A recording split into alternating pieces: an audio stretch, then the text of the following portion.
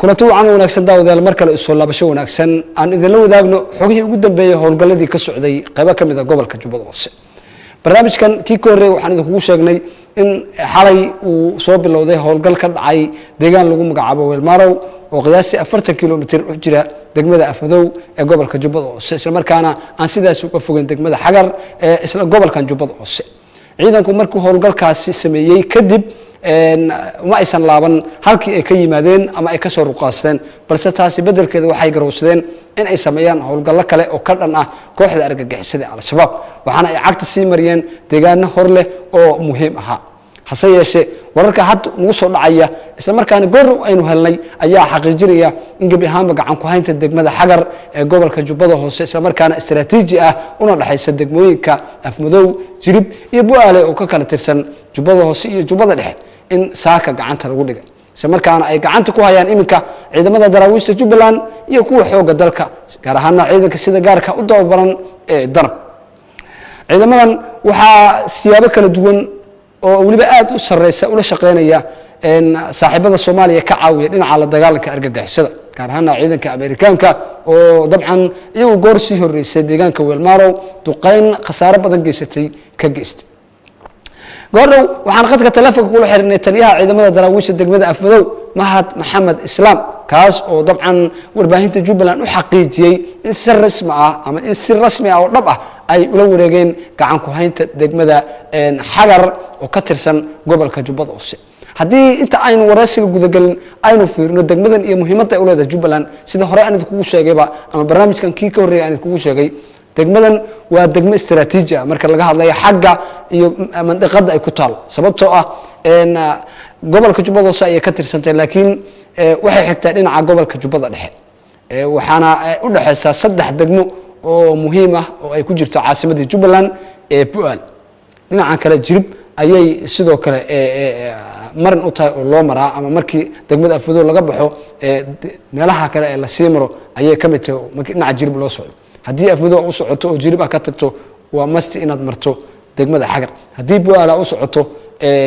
dabcan sidoo kale marka saddex degmo oo muhiim ah oo ka tirsan Jubbooyinka ayay bartamaha ugu taalaa waana degmo istiraatiiji ah oo waqtigan Jubbaland u sahlaysa iyo ciidamada xoogga dalkaba in ay gacanta ku qabtaan deegaano kale oo hor leh oo muhiim ah oo istiraatiiji ah tani waxay fursad u noqonaysaa horseed u noqonaysaa inuu guuleysto howlgalka loogu magac daray Libaaxa Madow oo ah howlgalka wajiga labaad balse aan dhaxdiina ka baxo taliye Mahad Maxamed Islaam oo sharaxaya qabashadii degmada Xagar ee gobolka Jubbada Hoose arintaas waa taad u sheegaysa weeye ciidamada Jubbaland noocyahooda kala duwan iyo ciidanka Danab maamulka waxay wadeen maalmahanba howlgal ballaaran gacan ku haynta degmada Xagar gacanta ku haya saacadan aan kula hadlayo waxaan joogaa saldhigga degmada si fiican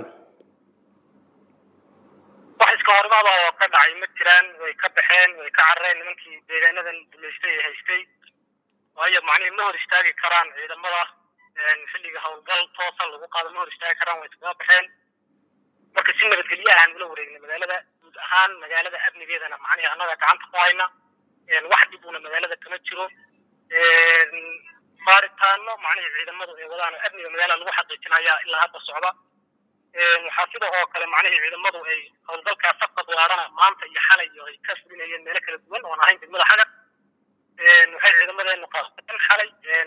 meesha la yiraahdo macnaheedu deegaanka Weelmarow oo macnaheedu niman fara badan oo khawaariista macnaheedu lagu laayay gaadiid iyo hub badan lagaga furtay waxaa sidoo kale ciidamadu ka howlgaleen goobo hawd oo macnaheedu nimanka khawaariista ay jabadooda ku dhumaalaysanayeen oo dadka dhagata uga soo mareegi jireen goobahaas oo macnaheedu ka mid ah qalawle Naasiriya agagaas oo dhan ciidamadu cagtay soo mariyeen maanta howlgalka ballaaran deegaanadaas oo dhan laga qaaday degmada Xagar si buuxda ammaankeeda ciidamadeenu gacanta ugu hayaan noocyada kala duwan ee ciidamada dowladda gobolka Jubbaland iyo ciidanka Danab ee kumandoofka marka walaal waa taas weeye waayahay ciidamada Xagar la wareegay halkay ka soo ruqaansadeen walaal macnaheedu duulaan Jubbaland qofaysay buu ahaa oo nimanka khawaarijta dhagaxayaasha ee dadkan duleystay macnaheedu lagu xoreeyay marka ciidamada Jubbaland noocyadooda kala duwan baa howlgalkan fulinaya oo macnaheedu bilaabay oo qaaday degmadana hadda gacanta ku haya meesha sida tooska macnaheed looga soo ruqaansadayna waa degmada ku xigtay Afmadow marka hawsha aad weydiisaas way walaal waayahay inta badan waxaa dhacdo mararka qaar in ciidamadu intay tagaan deegaanada la wareegaan wixii qawaariij oo joogtana ay laayaan isaga soo laabtaan qorshuhu masaasba mise waa lagu sii nagaanayaa ma doonayno inaan macnaheed aan laga baxo degmada waa sida loo xoreeyay loo qabtay marka wixii qorshe ee dambe ay yimaadana dawladda iyo madaxda kale dawladda u taala marka laakiin waxaan ku sheegayaa ku xaqiijinayaa amniga degmada xagar iyo deegaanada hoostaga oo dhan inay ciidankeenu si buuxa gacanta ugu hayaan ammaankeedana macnaheed la xaqiijiyay